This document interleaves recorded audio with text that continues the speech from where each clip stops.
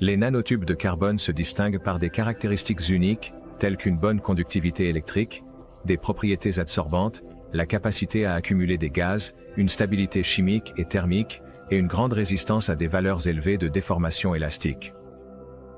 Ils sont utilisés dans des matériaux structurels modifiés, des batteries à hydrogène, des équipements radioélectroniques, des lubrifiants, des vernis et peintures, et des piles à combustible. Les perspectives d'utilisation des nanotubes de carbone sont largement discutées dans les domaines de la synthèse chimique, de la biologie et de la médecine. Les nanotubes de carbone peuvent être formés en enroulant une feuille de graphite, ou cultivés en utilisant des catalyseurs à base de carbone. Le pyrocarbone, une poudre noire homogène résultant du recyclage des pneus par pyrolyse, est largement utilisé pour la synthèse des nanotubes de carbone.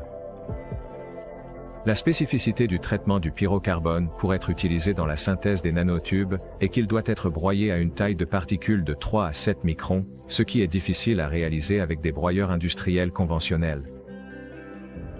Par conséquent, Globcore a développé une technologie innovante pour le microbroyage du pyrocarbone, afin de produire des nanotubes, qui est mise en œuvre dans les dispositifs à couche de vortex AVS. Le principe de fonctionnement des dispositifs AVS repose sur l'effet de la couche de vortex de particules ferromagnétiques pour la substance traitée dans un champ électromagnétique. Cela entraîne un stress d'impact puissant de haute fréquence et de force, ainsi qu'une friction entre les particules. Cela ne désintègre pas seulement les particules de matériaux solides, dans ce cas, le pyrocarbone, mais active également leur surface, car le réseau cristallin des particules est déformé lorsqu'il est exposé à ce type de contraintes mécaniques. De plus, les dispositifs à couche de vortex concentrent une énorme quantité d'énergie dans un volume limité, ce qui vous permet d'affecter directement le matériau et de modifier sa structure. Par conséquent, l'utilisation des dispositifs à couche de vortex dans la synthèse de nanotubes ne se limite pas au broyage du pyrocarbone. Ils peuvent également être utilisés pour activer les catalyseurs, afin d'augmenter la masse active du catalyseur impliqué dans la synthèse des nanotubes.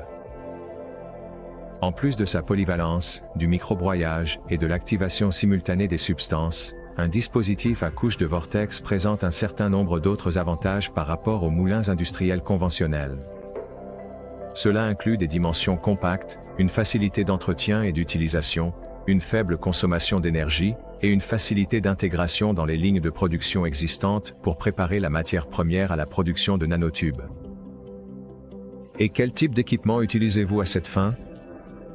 Partagez votre expérience de l'utilisation de cet équipement dans la section des commentaires.